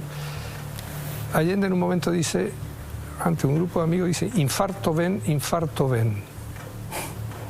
¿Para qué? Porque sentía que ese era un momento de gran triunfo, de gran reafirmación de su proyecto, y sabía que venía un deslizamiento a futuro. Y él hubiera pasado la historia si le venía, porque además tenía un problema Allende permanente cardíaco. Habría pasado la historia en ese momento. Bueno, eso es una forma de broma también dicho entre pero revela algo subconsciente. Por supuesto, de tener clara la película. Y luego, varias veces a lo largo de su mandato, él hizo referencia a esa posibilidad, al infarto, incluso ante Víctor Pey, su amigo, que acaba de cumplir 100 años, que está vivo. En una ocasión, él, estando en el baño, dándose un baño, porque existía lo que se llamaba la orden del baño, los amigos que llegaban, así como el rey Luis XIV, cuando se bañaba había el privilegio de poderlo ver. Algunos amigos que tenían conversaciones con él mientras Allende se daba un baño. Entonces, en el baño Allende hizo una mímica de de ametrallarse. O sea, estaba Allende muy deprimido, cosa que no mostraba hacia el exterior, pero sí lo demostraba con ciertas personas en la intimidad, la cual, testigo más importante de eso, es Gloria Gaitán, no la payita, Gloria Gaitán, la mujer que lo acompañó de enero del 73 hasta el día de su muerte, colombiana, con la cual se juntaba por las noches y ante la cual él se desnudaba porque ella era colombiana, no pertenecía a la política chilena, y a ella le decía: yo soy un hombre al que le quedan 6 meses, 6 días o 6 horas de vida. Él le decía lo mismo a Carlos Altamirano. Claro, y que lo dice en tu libro. Claro. Eduardo, Gabriel, Cristóbal y Camilo, vamos a revisar a continuación, y ya que el pie está a la mano, ¿no?, la posibilidad de conocer el plano más íntimo, más sentimental, más personal de Salvador Allende. Seguimos en sus 1000 días, pero los 1000 días en el plano más doméstico. Pongan atención a la siguiente nota de Cultura Verdadera. Diputado, ministro, senador y presidente, el hombre que le dio nombre al proyecto político de la Unidad Popular, la persona que conocía cuál era la vía para el proyecto socialista chileno. ¿Quién fue Salvador Guillermo Allende Gossens? Fue un hombre de sentimiento, un hombre que quería su patria, que quería su país y que quería de verdad, pero de verdad, no de la boca hacia afuera, de que el pueblo tuviera las condiciones mínimas de sobrevivencia. Este país era un país muy pobre, pero muy pobre. No había educación, no había salud, y esas cosas eran para Allende primordiales. Hijo de Salvador Allende Castro y de Laura Gossens Uribe, nace en Santiago el 26 de junio de 1908, siendo el quinto de 6 hijos que tuvieron sus padres. A temprana edad se transformó en un político que llegó finalmente a su meta, la presidencia de la República. Pero lo que no todos conocen es su fanatismo sobre el llamado séptimo arte, principalmente por las películas de vaqueros. Era un tipo, por ejemplo, fanático de las películas de cowboy. Yo me habré visto todas las películas de cowboy que existen, y nos prestaban las películas Chile Film, me acuerdo. Todos los fines de semana yo buscaba qué películas va a ver el fin de semana el Chicho. Y el que iba tenía que ver la película, además, porque lo invitaba, incluso el general Prat muchas veces estuvo ahí en Cañaveral y vimos las películas.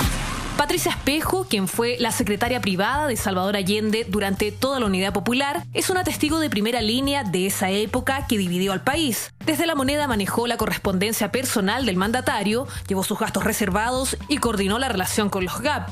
Yo pasé mucho con él, mucho, porque además de trabajar con él, los fines de semana lo acompañábamos junto a mi marido y mis hijos a Cañaveral, donde también se veía la otra faceta del hombre alegre, simpático, bueno para risa, le gustaba comer bien, le gustaba tomar su buen trago, lo cual no significaba que era alcohólico, como dicen tanto de estos políticos de hoy día, que Allende era alcohólico. Jamás Allende era alcohólico. Se tomó más de 2 copas de vino delante mío y yo lo veía a toda hora, así que era imposible.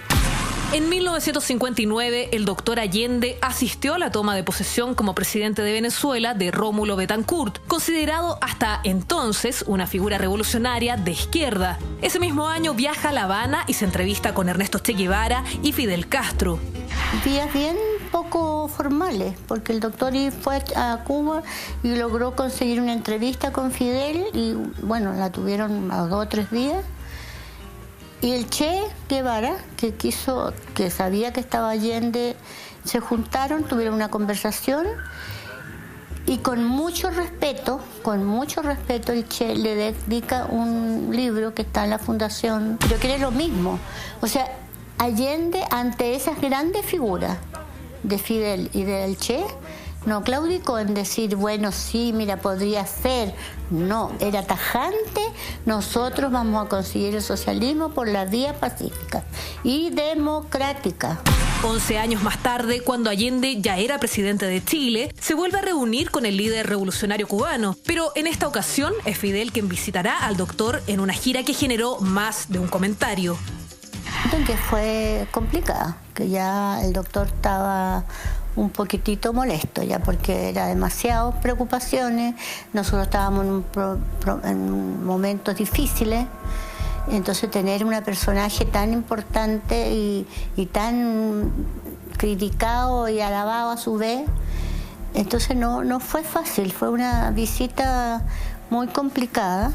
Yo me acuerdo que fuimos de pesca una vez, que nos invitaron con la Beatriz y a mí, y él habló toda la noche. Yo decía, Dios mío, ¿a qué hora nos vamos a acostar a dormir? Porque esto no va a terminar. Bueno, no terminó nunca, hasta que amaneció ya. Creo que fue un error de Fidel haberse quedado tanto tiempo.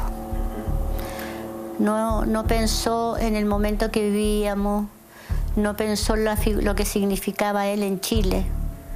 Porque recordemos que nosotros desde el primer día de gobierno tuvimos a la CIA encima. Existió una fuerte intervención extranjera, fundamentalmente de Estados Unidos, que a través de la CIA y de multinacionales económicas desarrolló una política del terror en contra del gobierno de Allende. O sea, nos mataron a Schneider, todos los días habían llamados y cosas que, bueno, las llamadas que uno supo y escuchó y que recibió de atentados eran... Nosotros vivíamos con atentados. Nosotros éramos tanto que yo le decía al doctor que jugaba el Colo-Colo el domingo. Entonces yo le decía, ¡ay, qué bueno que juegue el Colo-Colo porque vamos a descansar viernes, sábado y domingo! Y claro, él se reía porque era cierto que había como menos euforia, entonces había más paz para tranquilizarnos, pero las llamadas de teléfono, los Pachi Libertad, que van a poner una bomba en tal parte. El presidente Allende para la última vez que fue para el homenaje a O'Higgins, se fue en helicóptero a la FACH. Y a la vuelta se tuvo que venir en los autos, tuvimos que mandar los autos nosotros. Del Chicho, como le decían sus más cercanos, se conoce que era una persona que dormía muy poco e iniciaba su jornada laboral desde temprano. Le gustaba el deporte y lo practicó. Sí, tenía una vida, mira, a las 6 de la mañana hacía ejercicio, se daba un baño turco, a las 7:30 recibía a la gente que él quería tener reuniones privadas en Tomás Moro, y a las 9 estaba en la oficina, 9:30, dependiendo qué cosas, si tenía que salir a terreno o no. El adagio popular indica que detrás de todo gran hombre siempre hay una gran mujer. Pero detrás de Salvador Allende, ¿quién estuvo? Para muchos hombres de poder, la respuesta a la pregunta es otra mujer. Y en el caso del expresidente chileno no fue lo contrario. Chicho fue un hombre, bueno, todo el mundo sabe que tenía distintos parejas o amores, pero tuvo un gran respeto y un gran cariño por la Tencha, pero inmenso, y una preocupación, te diría yo, permanente. La señora Tencha tenía algunos problemas de salud y él estaba pendiente permanentemente de ella. Dentro de sus amigos más cercanos es posible reconocer a Víctor Pey, quien el 10 de septiembre vio por última vez a Salvador Allende en La Moneda, pero que el 11 de septiembre conversaron por teléfono y le dio instrucciones de carácter personal y familiar. Que era, primero que nada, Víctor Pey, que era su gran amigo y su confidente, yo creo que en muchas cosas, tanto personales como políticas. Pienso que también fue muy amigo Labarca, no el que escribió el libro, sino que el padre de él, que ya es un hombre mayor y que murió. Y a mucho, pero mucho, mucho al Coco Paredes. que era su hijo, que no, su hijo hombre, yo siempre le decía, este es su hijo hombre. A días de conocer que diputados UDI presentaron un proyecto para sancionar a quienes enaltezcan la figura y gobierno de Salvador Allende, nos preguntamos quién es la persona que logró transformar la derrota del 11 de septiembre de 1973 en la victoria de su leyenda ante la historia. ¿Cómo era la personalidad de este hombre símbolo de la lucha por cambiar el mundo con medios pacíficos en un sangriento siglo XX de guerras mundiales, revoluciones armadas, masacres, campos de exterminio y bombas atómicas? Hoy conoceremos por qué Salvador Allende es un personaje que sin duda genera comentarios y opiniones en todo el mundo. Somos prehistoria que tendrá. Seguimos haciendo historia y a esta hora de la noche quiero contarles que Preuniversitario Pedro de Valdivia ya son más de 35 años con los mejores resultados del país, líderes en resultados PSU desde 2003, más de 13.000 puntajes sobre 800 puntos y más de 110.000 puntajes sobre los 700 puntos. Se parte de los resultados y aprovecha un 10% de descuento en el arancel, precio contado y matrícula gratis, aportando desde 6.500 pesos a América Solidaria. Válido hasta el 23 de enero de este 2016. Así que apúrate. Preuniversitario Pedro de Valdivia, admisión 2016.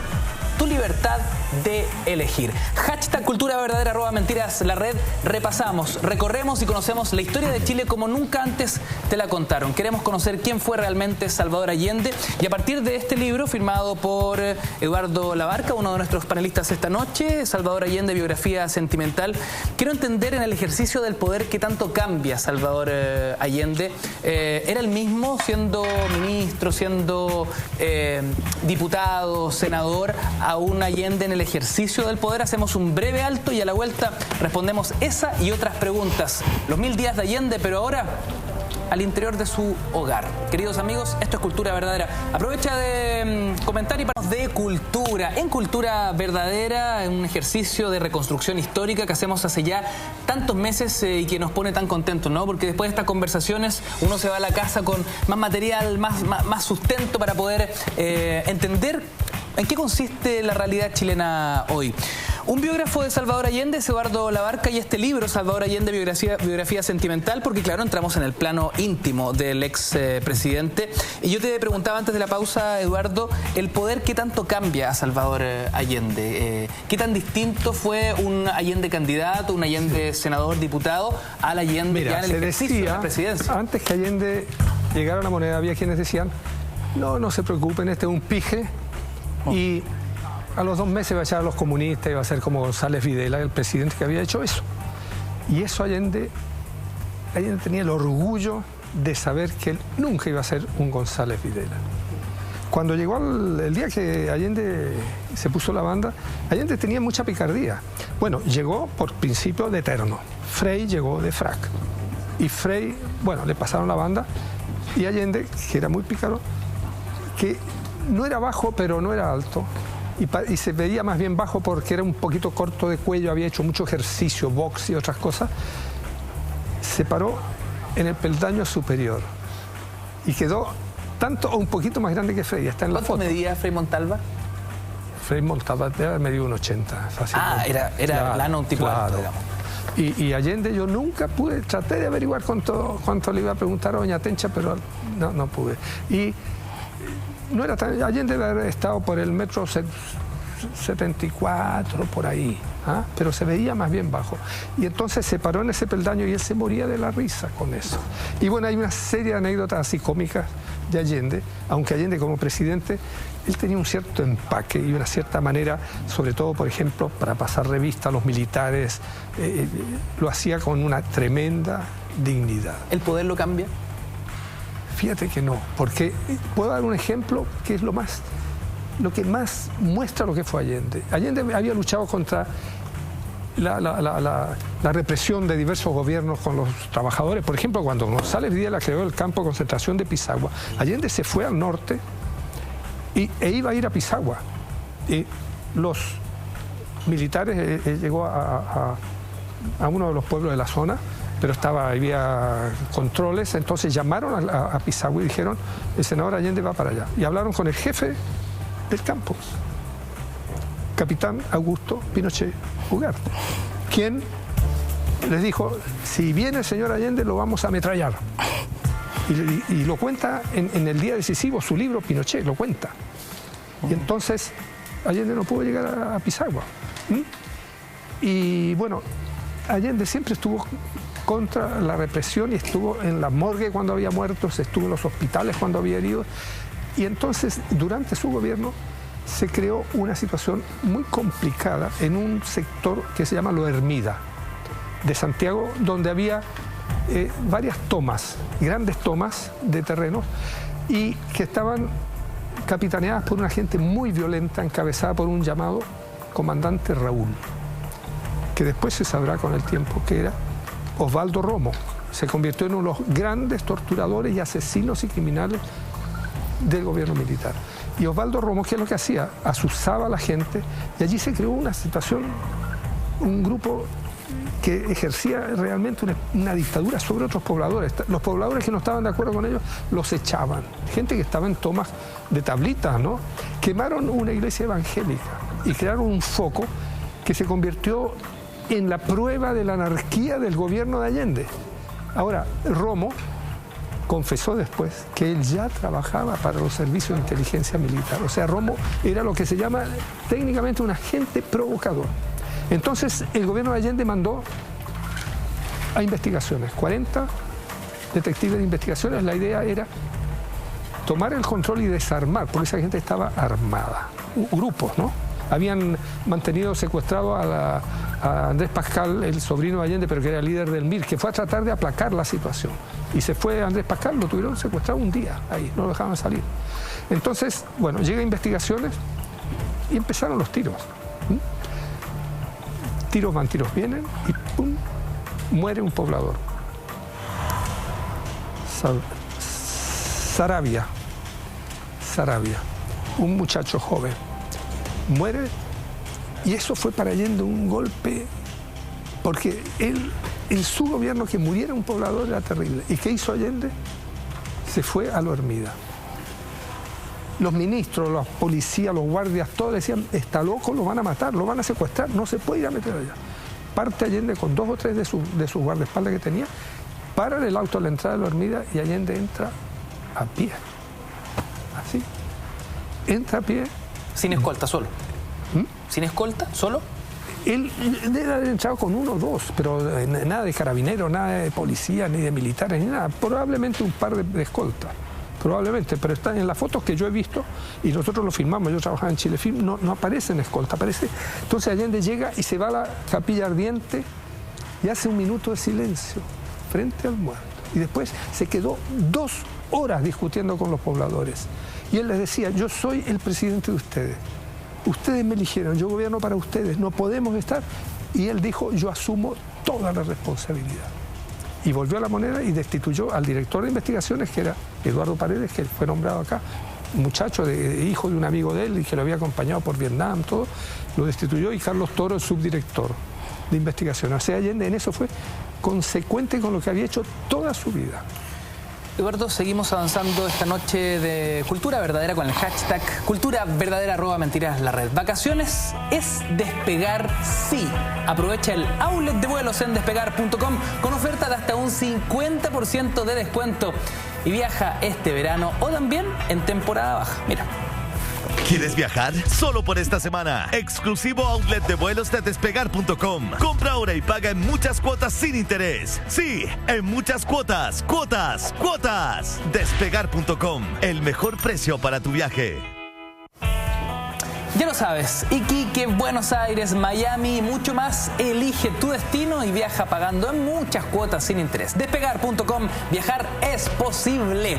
Hashtag Cultura Verdadera y seguimos recorriendo la historia. Hoy los 1000 días de Allende. ¿Qué relevancia o no tuvo la figura de Hortensia Bussi, la Tencha, en las decisiones, un poco en el caminar solitario, como lo hemos dicho acá, del ejercicio del poder presidencial de Salvador Allende? Bueno, ella lo acompañó desde el tiempo en que él fue ministro, tiempo de gobierno de la Unidad Popular. Era una mujer muy inteligente, con ideas muy claras, con muchas inquietudes culturales, muy hermosa, vestía muy elegantemente en general, y ella estuvo a su lado. Y estuvo a su lado y Allende valoró su presencia y la homenajeó en muchas ocasiones frente, no solo la tribuna, no solo de la ventana de la Moneda, sino frente a sus amigos. Y él, bueno, pero por otra parte, la relación de ellos era difícil. Había momentos en que Allende, entre Allende y Tencha, se creaban tensiones. Yo tuve una ocasión de estar en un auto en que iba manejando Allende, Tencha ahí, iba mi padre, iba yo, y la tensión era terrible. ¿Ah? ¿Cómo puede haber un matrimonio cuando la mujer le dice, no, frena, cuidado, a la derecha, no? Una tensión, y él decía, cállese. Bueno, era una relación, puede haber en cualquier matrimonio, pero Allende tuvo sucesivas relaciones extramatrimoniales muy públicas. Esa es la particularidad. No era la amante secreta, ¿ah? No, eran personas inteligentes, valiosas, hermosas. No una mujer que se agarrara por ahí en una esquina, ¿no? Y él les dio mucha publicidad a esa relación, lo quería mucho a Hortensia Bussi. Sin embargo, ella convivió con esta situación. ¿Cómo se lo tomaba ella? En el plano público, ¿no? En el plano público. ¿Y privado? Ella era la oficial. Entonces, en el plano público, llegado el momento final de la campaña, la que estaba en la tribuna era la Tencha. Llegado el momento de salir al balcón de la Moneda, la que salía era la Tencha. Llegado el momento de viajar, la que viajaba con Allende a la Unión Soviética o donde fuera, era la Tencha. Pero Hortensia Bussi tenía clarísimo estas aventuras extramatrimoniales de su marido. Sí, eran absolutamente públicas. Públicas y a veces hasta en espacios muy reducidos, ¿no? Todo eso tan es así. Mira, son historias íntimas, pero bueno, yo las cuento en el libro y ya están muertas las personas, ¿no?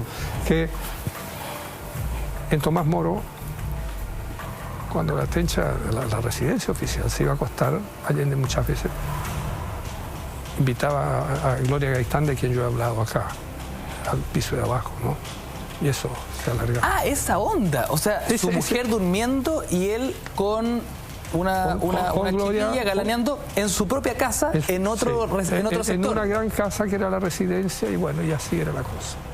Wow. Yo estuve 2 veces en Colombia, entrevisté a Gloria Gaitán, y no por el chisme. La verdad es que yo no fui, este libro no es un libro ni de chisme ni de sensacionalismo. Yo fui para saber quién era este personaje, ¿no? Y qué le decía a Gloria Gaitán en ese momento. Y cómo él se desnudaba ante ella de su espíritu, su estado de ánimo. Entonces es una situación extrema, ¿no?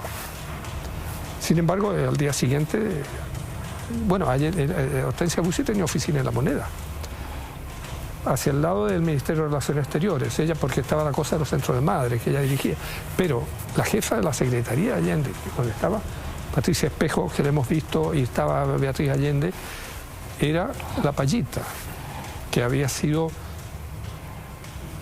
digamos, una relación extramarital pública, además que vivía en la casa del lado y que tenían como una puerta de comunicación. O sea, había... Yo no sé cómo... Allende era un político y manejaba esto en forma política. Hortensia Bussi era lo oficial. Además, Hortensia Bussi, de alguna manera, le servía de freno, porque de repente alguna de estas mujeres podía querer casarse con él y decirle, ya, sepárate y nos vamos, qué sé yo.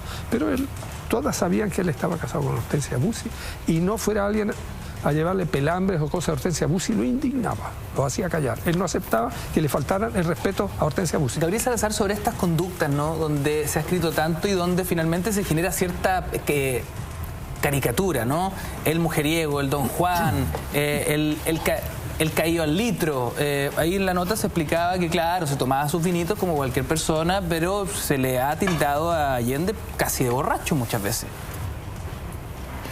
Bueno, cuando se plantea la posibilidad de conversar acerca del aspecto personal de los líderes, hay varias posibilidades de conversar y de hacer análisis, ¿no?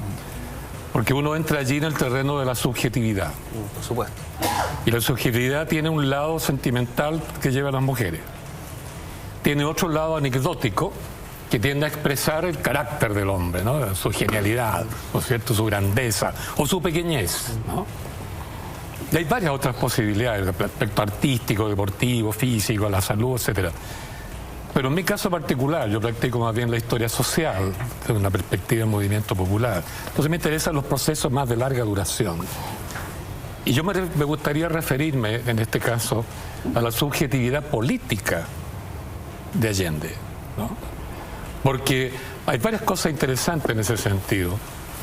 A pesar de todo lo que se diga, Allende no se autoconstruyó subjetivamente como un revolucionario típico. No se autoconstruyó como un Fidel Castro. No se autoconstruyó como un Domingo Perón. Tampoco como un Lenin. El hombre se autoconstruyó como un presidente, tú lo dijiste muy bien, ¿no? Como un presidente, por tanto, no estaba por encima de la ley ni contra la ley. Un revolucionario se construye frente a un sistema que quiere cambiar, por tanto, cambiar la Constitución, cambiar la ley. Pero él no. Él se construye como un líder popular, porque sin duda alguna tenía sensibilidad para el problema social, sobre todo para la mujer en el aspecto de salud.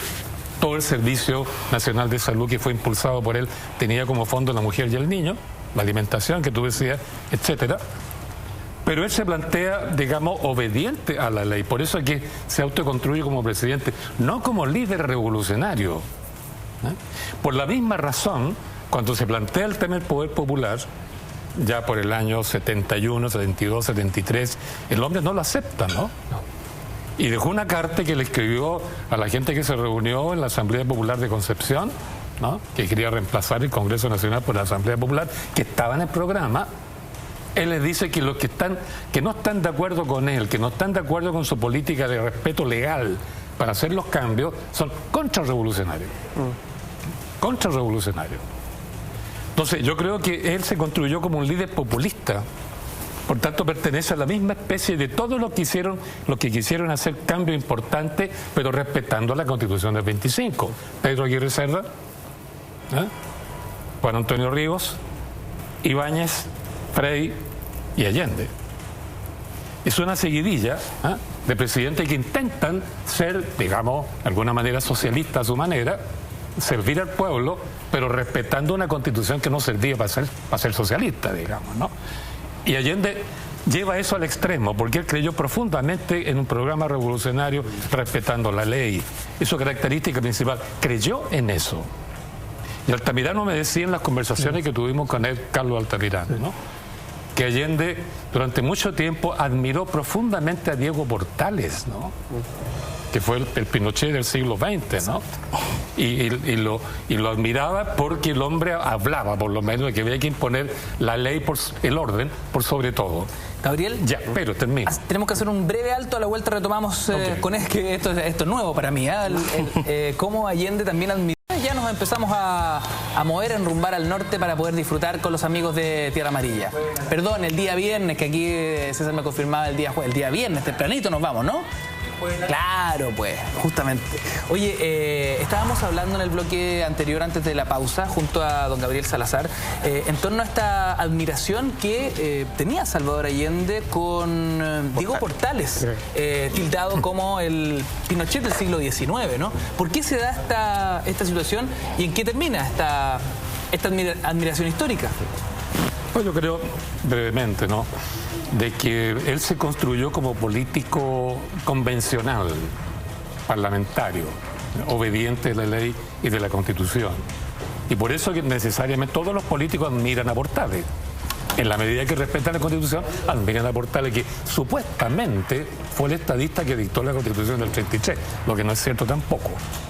Pero no hablemos de Portales. Es que, don Gabriel, aquí en este programa se ha hablado tan mal de Portales, le han hecho tan mala propaganda, que cualquiera que me diga a mí que admira Portales, yo me asusto, Cristóbal García Huidobro. Lo cual es muy positivo. Hágase cargo. No, lo que pasa es que, bueno, pero si lo conversábamos fuera de cámara con don Gabriel, si finalmente sería raro que, tomando en consideración la educación que tuvo Allende, la cuna, digamos, pero además también la época, si la figura de Portales no es controvertida hasta, no sé, a finales de la década de los 80, principios de los 90. Tengo una verdad revelada, la lógica de Edwards, de Izaguirre. Comenzó con el libro de Sergio Villalobos. Claro, hasta que sale la falsificación histórica de Villalobos, el 88, 89, y ahí se inicia realmente un debate de reflexión sobre el tema. A mí no me extrañaría, en definitiva, que Allende hubiese considerado, no sé si como un gran inspirador gran inspiración, pero sí por lo menos como una parte importante de la historia de Chile, como un estadista Portales. Yo Mira, antes de seguir avanzando, tengo que contarle a nuestros amigos en casa con el hashtag Cultura Verdadera @Mentiras la Red que aquí seguimos haciendo historia. Preuniversitario Pedro de Valdivia, más de 35 años con los mejores resultados del país. Líderes en resultados PSU desde 2003, más de 13.000 puntajes sobre los 800 puntos y más de 110.000 puntajes sobre los 700 puntos. Se parte de estos resultados y aprovecha un 10% de descuento en el arancel, precio contado y matrícula gratis, aportando desde 6.500 pesos a América Solidaria.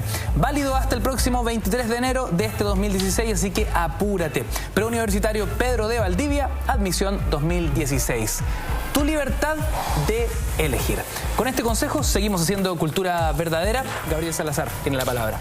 La pregunta sería, ¿cuál es el universo de esos 110.000, no? Pero no es porcentaje. Bueno, para terminar la idea, no hay duda que todo político del periodo 25-73 de una u otra manera tenía que reconocer a Portales en tanto y en cuanto admiran el orden público, el Estado de Derecho que le llaman. Y Allende no fue la excepción, ¿no? No fue la excepción. Por eso es que él creía también, y eso me lo confirmaba Carlos Altamirano, que las Fuerzas Armadas también, como él, obedecían al orden y al Estado de Derecho. Por tanto, eran obedientes a la ley y no iba a haber golpe de Estado. Pero cuando se fue dando cuenta que la cosa se complicaba, ¿no? Lo que tú estás también mencionando, el hombre comprendió que su proyecto ya no tenía destino. Después que todos los líderes de izquierda en el mundo le dijeron que no tenía destino su proyecto, comenzó a dudar. Y entonces sacó a relucir la admiración por José Manuel Balmaceda, el presidente Balmaceda. Porque el presidente Balmaceda se había sacrificado, se había suicidado en honor a la ley que legitimaba su mandato. Por eso le decía Altamirano, ¿verdad? De aquí me van a sacar con los pies para adelante. Y comienza a pensar que ante un golpe de Estado, su salida personal era el suicidio. Entonces, es una subjetividad política, te fijas, que no lleva a la construcción de un revolucionario, porque de haberlo hecho, no se habría quedado en la moneda, no se habría suicidado en la moneda, habría salido a la calle a dirigir el poder popular o los cordones industriales, o lo que le dijo Pinochet, ¿no? Vaya y enciérrese en una guarnición, en un regimiento leal, confiable, y de ahí dirija la defensa. Prefirió el suicidio. Eduardo, entonces entendemos que Allende tenía articulado este... Mira, un paréntesis sobre esto de Portales. Resulta que Orlando Millas, que fue un gran dirigente comunista, estaría entre los 5 más importantes en el exilio, escribió un libro que se llama El antimilitarista Diego Portales, de alabanza a Portales, y destacando que finalmente a Portales lo mataron los militares y contraponiéndolo a la Junta. O sea, es un poco forzando un poco la historia, ¿no? Es un libro de circunstancias escrito por Orlando Millas, pero un comunista alabando a Portales.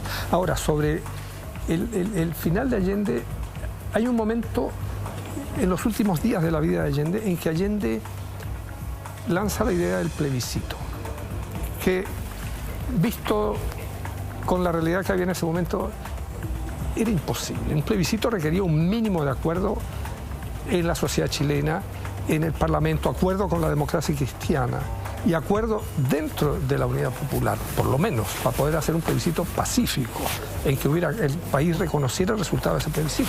Pero Allende, la idea del plebiscito además requería constitucionalmente que hubiera un proyecto de reforma constitucional que fuera rechazado, que hubiera un veto que fuera aquí y acá. O sea, iban a pasar 6 meses, o podían pasar 6 años o 10 años para una situación de ese tipo, y la cosa ahí se medía por días y por horas, ¿no? Porque Allende, el día del golpe, iba a anunciar lo del plebiscito. Ahora, ese plebiscito era, yo creo, la esperanza de Allende de no morir, porque Allende, incluso la última noche, en la conversación que tuvo en su casa, día 10 en la noche, las personas que están ahí han contado que él dijo, bueno, voy a hacer el plebiscito y si quieren que me vaya, me voy. O sea, Allende yo en esos momentos estaba inmerso en la política china y el plebiscito, todos sabíamos que si había plebiscito se perdía. Allende perdía el plebiscito. Por eso el plebiscito, el MIR, los socialistas decían, es el derrotismo, es decir, es irse para la casa. Ahora, Allende veía en la posibilidad del plebiscito evitar la guerra civil. Allende, para él, la guerra civil era un fantasma. Él decía, yo no quiero ser causante de la guerra civil, no quería llevar el país a una guerra civil. Entonces Allende estaba dispuesto a hacer un plebiscito, perder el plebiscito, irse para la casa, que quedara de presidente Eduardo Frei, por ejemplo, que era presidente del Senado, claro, o un gobierno cívico-militar, pero no como el del golpe. Entonces el plebiscito, pero una vez que no había plebiscito, Allende sabía que iba a morir. Y más que morir peleando, donde podía quedar herido como el Che Guevara y que lo mataran al otro día, o que se lo llevaran preso en una jaula, se suicidó. Yo creo que el suicidio de Allende fue, en lo personal, un acto de dignidad. Y además fue una gran salida y el ingreso en la historia. Pero con un muy bajo sentido de liderazgo, ¿no? La autoeliminación. Ya estaba derrotado. Es como si Lenin se hubiera suicidado en el mejor de la revolución. Es generalísimo. Sí. Caballeros, don Gabriel, Cristóbal, Eduardo y Camilo, les quiero agradecer enormemente la visita esta noche a Cultura Verdadera. Siempre con el hashtag Cultura Verdadera, @mentiras la red. 2 horas en vivo y en directo, discutiendo y interiorizándonos en torno al devenir de nuestra propia historia como país. Muchas historias, ojo, que quizás nunca antes te la habían contado, cómo las discutimos en este programa. Antes de